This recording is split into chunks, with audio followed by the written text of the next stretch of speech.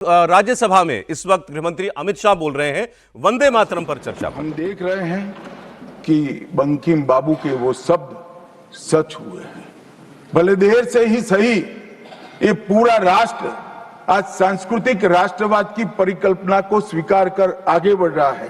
और मान्यवर, हम सब जो भारत माता की संतानें हैं वो मानते हैं कि ये देश कोई जमीन का टुकड़ा नहीं है, वो उसको हम माँ के रूप में देखते हैं और उसका भक्ति गान भी करते हैं, और वो भक्ति गान की अभिव्यक्ति ही वंदे मातरम है। मान्यवर, आज मैं सदन में जब ये चर्चा हो रही है तब बताना चाहता हूं, वंदे मातरम की रचना में हमारे जीवन में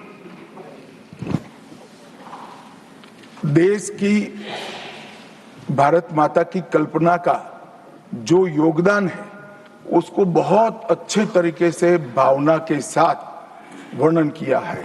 जल, फल और समृद्धि तीनों की दायिनी भारत माता को बताया गया।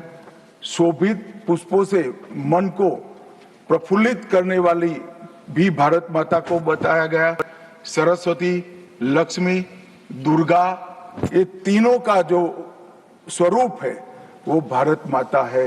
एक प्रकार से हमारा समृद्धि, हमारी सुरक्षा, हमारा ज्ञान, हमारा विज्ञान, ये सब भारत माँ की ही कृपा है और उसकी आराधना से ही प्राप्त हो सकता है। इतना बड़ा एक संकल्प बंकिम बाबू ने रखा। दुर्गा की वीरता, लक्ष्मी की संपन्नता और सरस्वती की मेघा, ये तीनों हमें भारत माँ की कृपा ही दे सकती है या मिट्टी ही दे सकती है। इसीलिए इसको बार बार प्रणाम करना चाहिए, माँ को प्रणाम करना चाहिए। मान्यवर, एक प्रकार से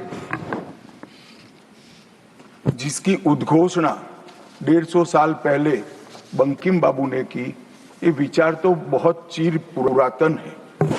रामायण के अंदर प्रभु श्री राम ने भी जब उनको सलाह दी गई कि इतनी वैभवशाली लंका है, आप लंका जीत ही लिए हो, तब अयोध्या जाकर क्या करना है, यहीं रह जाते हैं। तब उन्होंने कहा कि माता और मातृभूमि ईश्वर से भी बड़ी होती है, मैं माता और मातृभूमि का त्याग करूं। मातृभूमि के महिमा मंडन प्रभु श्री राम ने भी किया। मातृभूमि का महिमा मंडन आचार्य शंकर ने भी किया और मातृभूमि का महिमा मंडन आचार्य चाणक्य ने भी किया। ये सभी ने समय समय पर हमारे अस्तित्व को मातृभूमि के साथ जोड़ने का काम किया। मातृभूमि ही हमें पहचान देती है, वही हमें भाषा देती है, वही सभ्य जीवन जीने की संस्कृति का आधार बनाती है और वही हमारे जीवन को ऊपर उठाने का अवसर देती है। इसलिए मातृभूमि से ज्यादा कुछ हो नहीं सकता। ये भाव जो चिर पुरातन भाव था उसको बंकिम बाबू ने पुनर्जीवित किया और वो घनघोर रात्रि जैसे गुलामी के कालखंड के अंदर जैसे एक बिजली प्रकाश फैला देती है, उसी प्रकार से वंदे मातरम के गान ने घनघोर अंधेरे के अंदर, जन जन के अंदर गुलामी की मानसिकता छोड़कर आजादी की प्राप्ति, स्वराज की प्राप्ति का एक जोश जगाने का काम किया। मान्यवर, महर्षि अरविंद ने वंदे मातरम को गीत नहीं, हमारी आध्यात्मिक शक्ति का प्रतीक माना। उन्होंने बहुत सुंदर तरीके से वर्णन किया है कि स्थूल, सूक्ष्म और कारण तीनों प्रकार से वंदे मातरम भारत की शक्ति को जगाता है। स्थूल शरीर, वंदे मातरम का उच्चारण हमारी शरीर में शक्ति और उत्साह भरता है।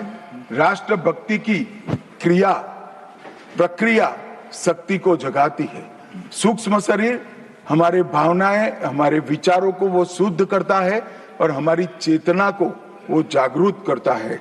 और कारण आध्यात्मिक शरीर में भी उन्होंने कहा कि बंकिम बाबू एक ऋषि चेतना से प्राप्त मेघा से ही वंदे मातरम की रचना किए हैं। और बहुत अच्छे तरीके से उन्होंने कहा, ये गीत केवल देशभक्ति की, देश प्रेम की अभिव्यक्ति नहीं है, बल्कि भारत माता की दिव्य शक्ति का आह्वान है। भारत की मूल चेतना, सनातन शक्ति, उसको पुनर्जीवित करने का ये वंदे मातरम मंत्र है। और इसीलिए आजादी के वक्त सभी हमारे नेताओं ने वंदे मातरम को आजादी के आंदोलन का आधार बनाने का काम किया। कई सारे हमारे आजादी के संग्राम के सेनानी जिनको अंग्रेजों ने फांसी पर चढ़ाया, इस सब में एक चीज सामान्य निकल कर आती है, तो फांसी के तख्ते पर चढ़ते चढ़ते जो शहीद अंतिम शब्द बोले वो सभी के मुंह से वंदे मातरम ही निकला। स्वदेशी का आह्वान करना हो, विदेशी माल का बहिष्कार करना हो, राष्ट्रीय शिक्षा का आह्वान जगाना हो, हर वक्त राष्ट्रभक्ति जगाते वक्त वंदे मातरम का उद्घोष इस देश ने सुना भी, इस देश ने महसूस भी किया। पंजाब के गदर आंदोलन में वंदे मातरम के शीर्षक से कई पर्चे बांटे गए। महाराष्ट्र में वंदे मातरम के विशेष अंक गणपति और शिवाजी के उत्सव में बांटे जाते थे। तमिलनाडु में सुब्रह्मण्यम भारती जी ने तमिल अनुवाद कर हिंद महासागर को भी क्रांति की चेतना से आंदोलित कर दिया था। मान्यवर, 1907 में कलकत्ता में वंदे मातरम नाम का एक अंग्रेजी अखबार शुरू हुआ, जिसके संपादक महर्षि अरविंद थे। ब्रिटिश सरकार ने उसको सबसे खतरनाक राष्ट्रवादी पत्र माना। वो राष्ट्रवादी भी कहते थे और खतरनाक भी कहते थे। और श्री अरविंद पर राजद्रोह का मुकदमा भी चला और उनको सजा भी गई। अंततोगत्वा उसको प्रतिबंधित कर दिया। मान्यवर, कांग्रेस के अधिवेशनों ने भी वंदे मातरम के महिमा मंडन को, वंदे मातरम के गान को गाया। 1896 में गुरुवर टैगोर ने कांग्रेस अधिवेशन में इसको पहली बार सार्वजनिक रूप से गाया। 1905 में कांग्रेस के वाराणसी अधिवेशन में महान कवियत्री गायिका सरला देवी चौधरानी ने पूर्ण वंदे मातरम का गायन किया।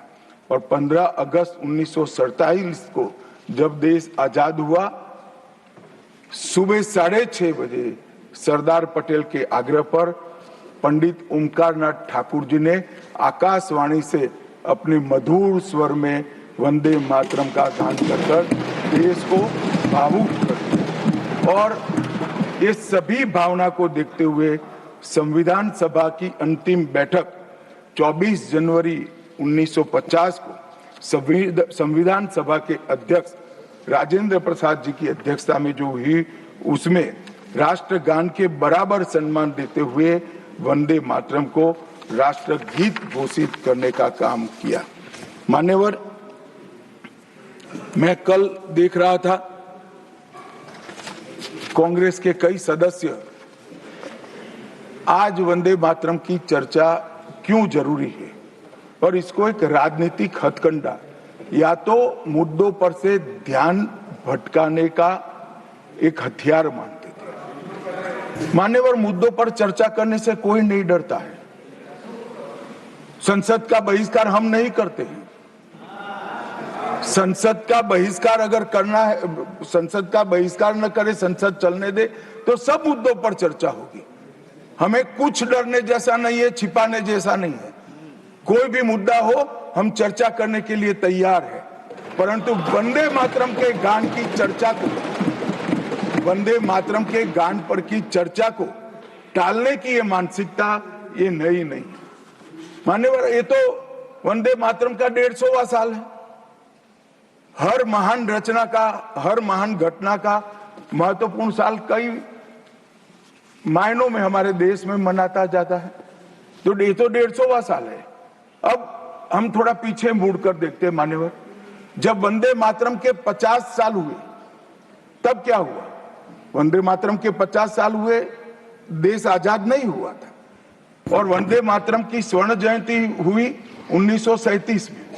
तब जवाहरलाल नेहरू जी ने वंदे मातरम के 2 टुकड़े कर उसको 2 अंतरों तक सीमित करने का काम। कांग्रेस पार्टी की 50वें साल में जो एक प्रकार से वंदे मातरम का महिमा मंडन करने की पद्धति थी,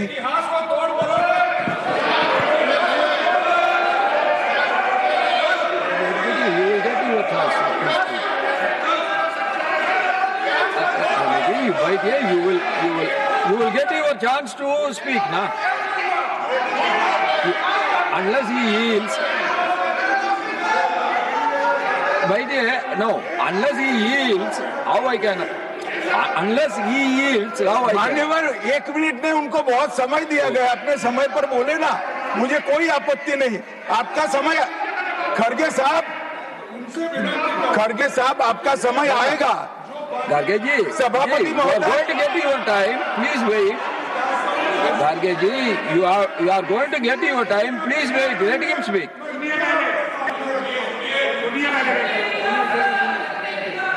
मान्यवर 50वें पड़ाव पर वंदे मातरम को सीमित कर दिया गया। वहीं से तुष्टीकरण की शुरुआत हुई और वो तुष्टीकरण जाकर देश के विभाजन में पहुंचा। मान्यवर, मेरे जैसे कई लोगों का मानना है, कांग्रेस पार्टी को पसंद आए ना आए, अगर वंदे मातरम के तुष्टीकरण की नीति के तहत 2 टुकड़े न करते तो देश का बंटवारा नहीं होता और देश पूरा होता। मान्यवर, 50 साल के बाद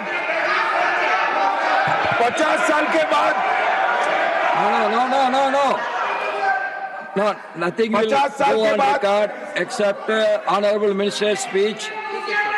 Please.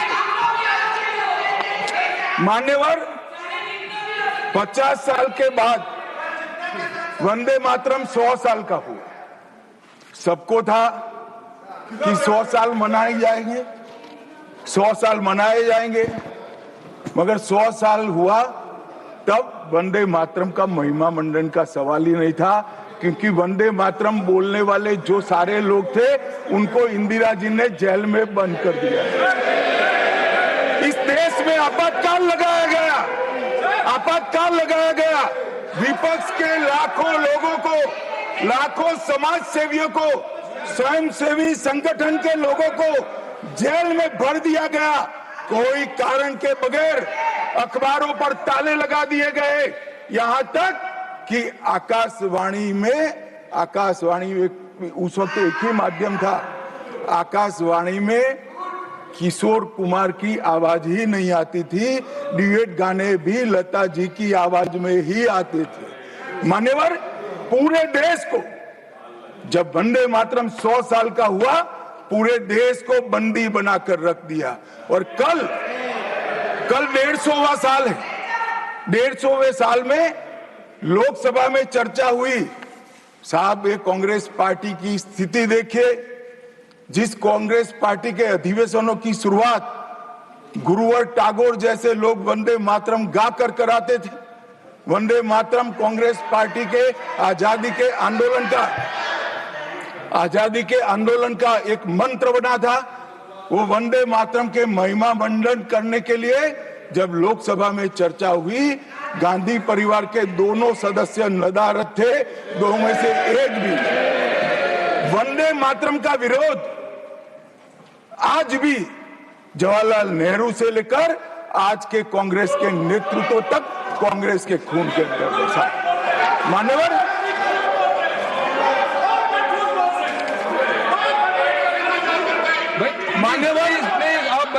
प्लीज आप बैठिए। मान्यवर, मैं तथ्यों के आधार पर कहता हूं, कांग्रेस पार्टी की एक नेत्री ने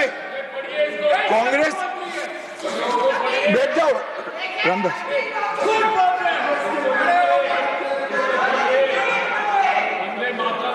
अरे दिग्विजय जी, अब नौकरी पक्की है इस आयु में, क्या कर रहे हो भैया? अब नहीं जाएगी नौकरी। मान्यवर, मैं जो कह रहा हूं वो रिकॉर्ड का हिस्सा है दूसरे सदन का। मान्यवर, दूसरे सदन की चर्चा में कांग्रेस पार्टी की एक प्रमुख नेत्री ने कहा है कि वंदे मातरम की आज चर्चा की कोई जरूरत नहीं है। मुझे मालूम नहीं पड़ता कि वंदे मातरम से नहीं कहा है सर, हमने पहले दिन से कहा है चर्चा होनी चाहिए। No no no no, Ramesh क्या कहा? जयराम रमेश जी प्लीज बैठिए, प्लीज आप बैठिए जी। साहब, माननीय सदस्य जयराम जी का प्रॉब्लम है कि वो सिर्फ विपक्ष की ही बात सुनते हैं, अपने नेताओं की बात को सुनते नहीं है। मैंने ऐसा नहीं कहा, आपने कहा है। मैंने ऐसा कहा कि लोकसभा में चर्चा में कांग्रेस पार्टी की एक प्रमुख नेत्री ने कहा है कि अभी इस समय वंदे मातरम की चर्चा की कोई जरूरत नहीं। ये रिकॉर्ड पर है, पूरी बात बोलिए ना, रिकॉर्ड पर। पूरी बात बोलिए ना। मान्यवर, आप बैठिए, आप बैठिए, आप बैठिए। मान्यवर,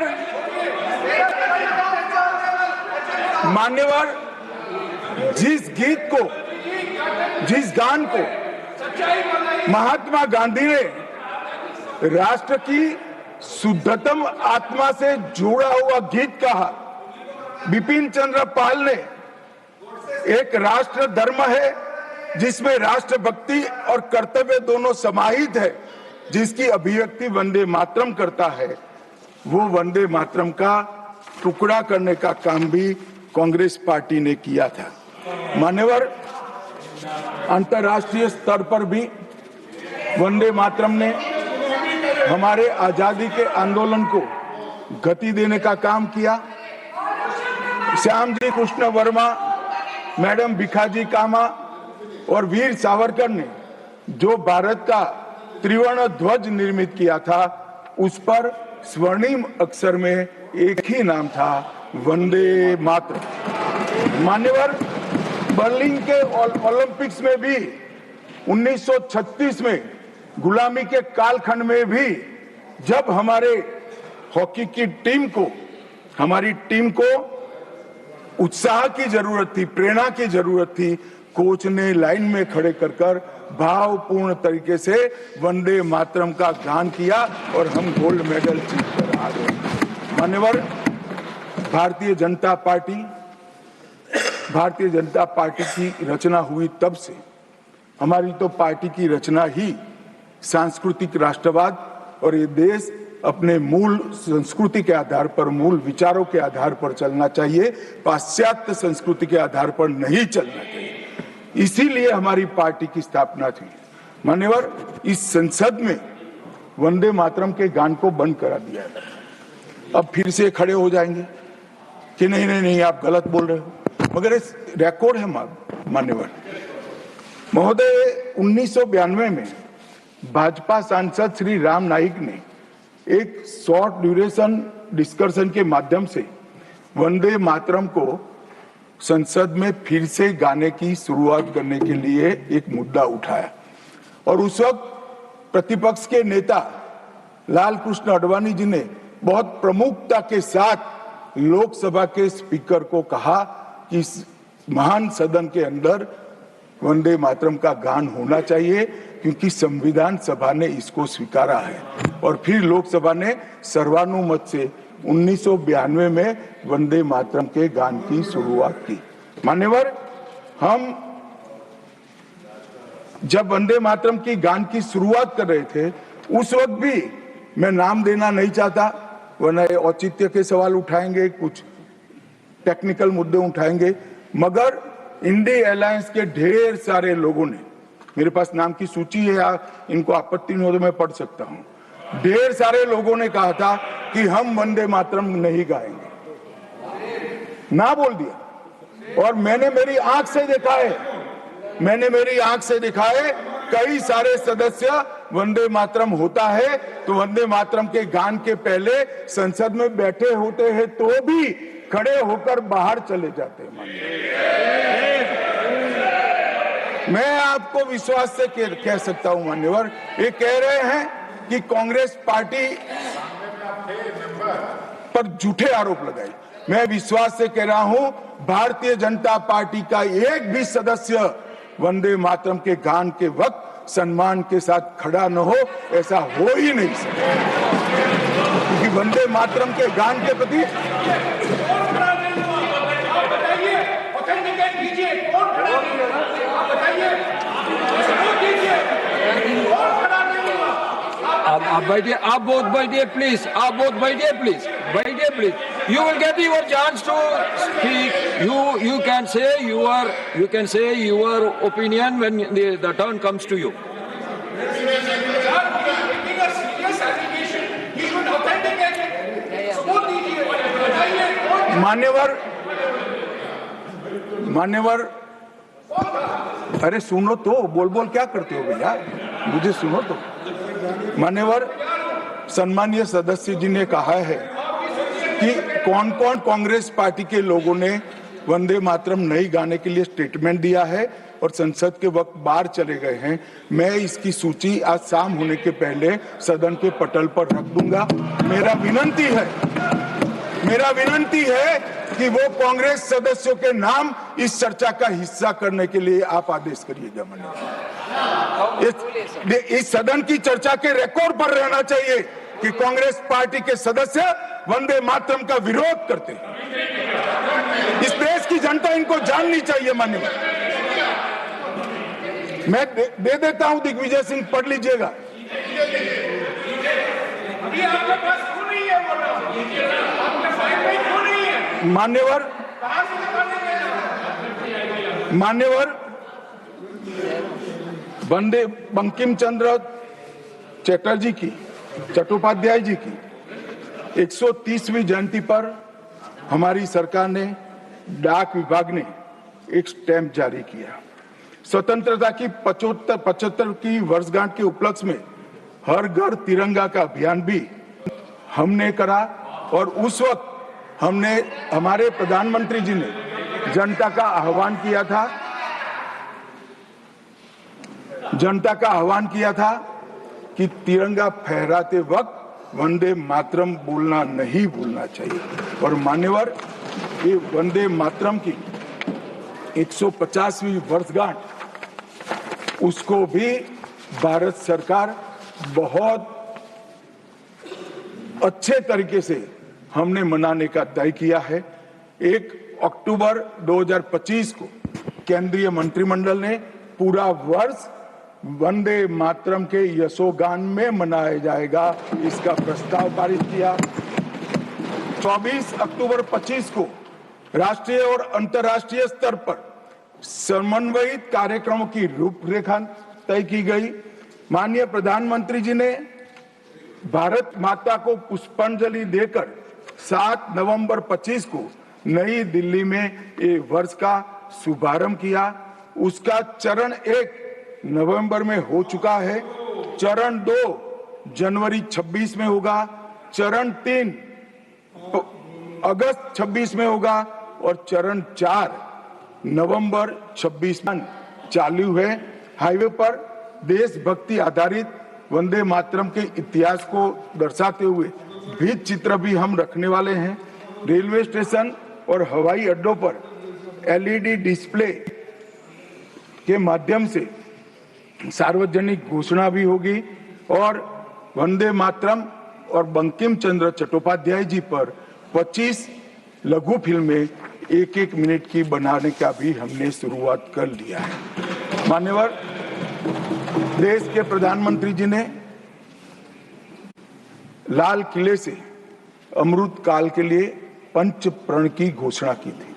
इसमें एक, जब देश आजादी की शताब्दी मनाता हो उस वक्त विकसित भारत का लक्ष्य हमने तय करना है. गुलामी की हर मानसिकता से मुक्ति प्राप्त करनी है. अपनी विरासत पर गर्व लेना है. देश की एकता और एकजुटता और अखंडितता को हमें संभाल कर रखना है और नागरिकों में कर्तव्य की भावना को हमें आगे बढ़ाना है. मान्यवर, जब देश के आजादी के 75 साल हुए, कोरोना काल होने के बावजूद 2 साल तक पूरे देश के हर गांव-गांव में आजादी के अमृत महोत्सव को मनाया गया। अमृत महोत्सव के माध्यम से इस देश की युवा पीढ़ी को हमारी 1857 से 1947 तक की पूरी आजादी के संघर्ष को हमारे युवाओं को परिचित कराया। कई नामी कई अनामी जिनके नाम भी इतिहास में दर्ज नहीं हुए, ऐसे स्वतंत्रता संग्राम के नायकों को ढूंढकर उनके स्मारक बनाए गए। देश भर में कई कार्यक्रम हुए और देशभक्ति का एक नया ज्वार खड़ा करने का प्रयास आजादी के बाद पहली बार 75 साल जब मनाए गए तब हुआ। और वहां से अटके नहीं, माननीय प्रधानमंत्री जी ने अमृत काल का विचार रखा। आजाद हुए तब से 75 साल जितनी भी सरकारें आई, अच्छा काम किया, सबने देश को बहुत आगे बढ़ाया है। हमने हमारे लोकतंत्र को पाताल से भी गहरा पहुंचाया है। हमारे लोकतंत्र की जड़ें आज मजबूत हो चुकी है मान्यवर। मगर 75 से 100 साल का एक कालखंड अमृत काल के रूप में इसका नामकरण प्रधानमंत्री नरेंद्र मोदी जी ने करा और देश के युवाओं के सामने एक संकल्प रखा मान्यवर कि आजादी का अमृत महोत्सव से आजादी की शताब्दी तक ये जो पूरा कालखंड है वो देश को महान बनाने का कालखंड के रूप में हम उसको चैलेंज के रूप में लेंगे, एक चुनौती के रूप में लेंगे। और जब आजादी की शताब्दी मनाई जाएगी, ये देश पूरे विश्व में हर क्षेत्र में नंबर 1 पर होगा। ऐसे देश की और मान्यवर संकल्प आज प्रधानमंत्री जी का अकेले का नहीं है, कोई एक पॉलिटिकल पार्टी का नहीं है।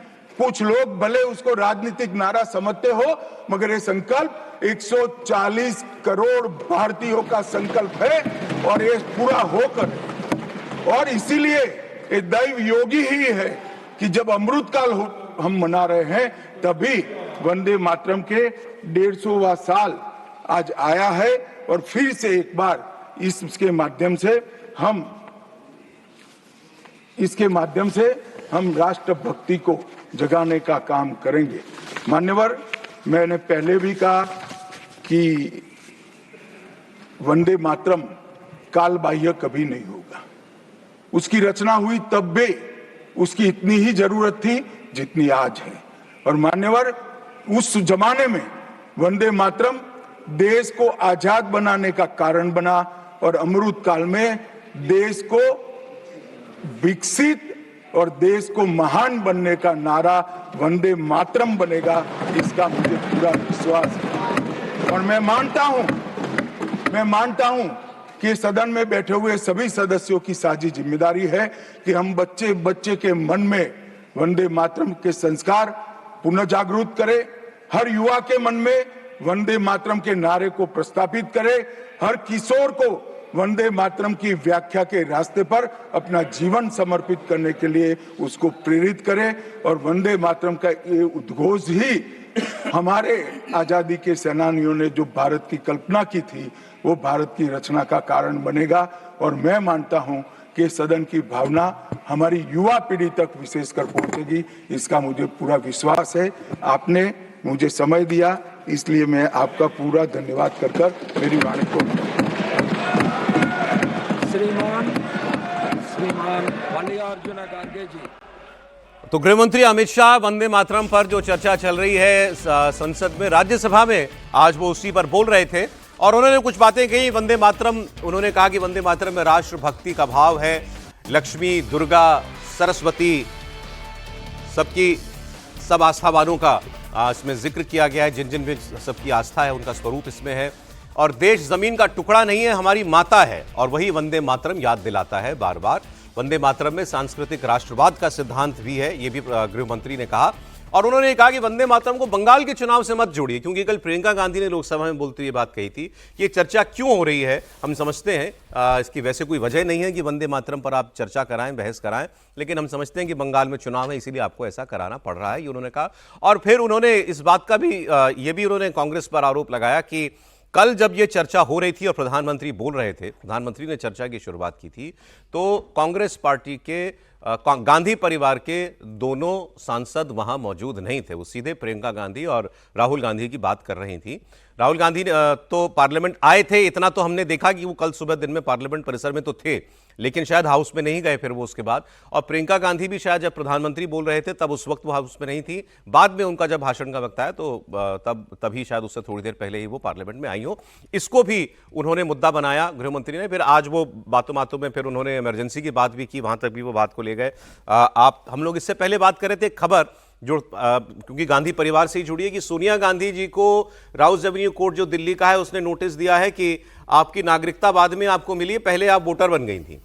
और आज उन्होंने फिर गांधी परिवार को लेकर के कहा कि गंभीरता ही नहीं है, आप पार्लियामेंट में नहीं आते। नहीं, ये तो बात बहुत बिल्कुल सही है कि जब प्रधानमंत्री जी बोलने आए थे, मणिपुर पर भी चर्चा का आप याद कीजिए कि मणिपुर पर चर्चा के लिए बार बार विपक्ष दबाव डाल रहा था। प्रधानमंत्री जब भाषण करने लगे तो कांग्रेस के जितने सांसद थे और राहुल गांधी स्वयं उठ करके वहां से चल दिए। एक मुद्दा जो छूटा जा रहा है, मैं उस पर जरूर बोलना चाहता हूं।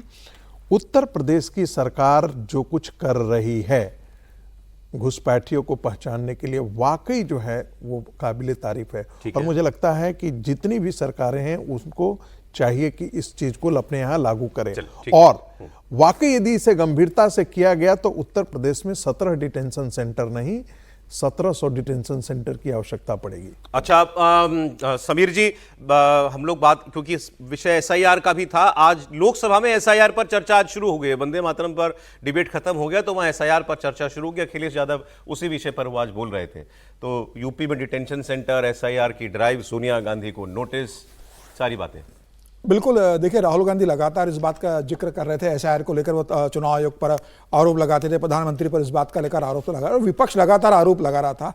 अब जब सरकार ने तय किया है कि इसके ऊपर चर्चा होगी, वंदे मातरम पर चर्चा हो रही है और उसके साथ अब चुनाव सुधार पर जब चर्चा हो रही है, तो मुझे लगता है अखिलेश यादव ने आज पे अपनी बात रखी है। अब राहुल गांधी को भी मौका मिला है बोलने का। जो राहुल गांधी बाहर पत्रकार वार्ता लेकर चुनाव आयोग पर आरोप लगाते हैं या तमाम रैलियों में चुनाव आयोग पर आरोप लगाते रहे, आज उन्हें मौका मिला है वो तथ्यों के साथ और तर्कों के साथ सदन में आए। आज ही राहुल गांधी को बोलना है, तथ्यों और तर्कों के साथ आए, सरकार के पर जो उनको आरोप लगाना है वो लगाए और देश को बताए कि वो जो आरोप लगाते हैं वो कितने सही है। तो मुझे लगता है राहुल गांधी को एक मौका मिला है और सरकार ने दिया है कि भाई आप पूरी तैयारी से आइए और जवाब दीजिए। अब ये देखना होगा कि राहुल गांधी कितनी तैयारी से आते हैं। जबकि प्रियंका गांधी को लेकर एक बात कहना चाहता हूं कि भाई प्रधानमंत्री मोदी ने जब शुरुआत की थी वंदे मातरम पे और कांग्रेस की तरफ से प्रियंका गांधी लोकसभा में बोलने वाली थी, तो मुझे लगता है कि उन्हें उस समय लोकसभा में रहना चाहिए था, क्योंकि प्रधानमंत्री बोल रहे हैं। आप ठीक है, आप हो सकता है कि आप कहीं बैठ कर तैयारी कर रहे हो, आप प्रधानमंत्री को टीवी पे सुन रहे हो और उसका जवाब आप तैयार कर रहे हो, लेकिन अच्छा रहता कि जिस बात का आपको जवाब देना है प्रधानमंत्री बोल रहे हैं तो कांग्रेस की तरफ से राहुल गांधी तो अपेक्षा नहीं होती कि वो रहेंगे सदन में ज्यादा समय, प्रियंका गांधी को रहना चाहिए था, वो ज्यादा ठीक रहता।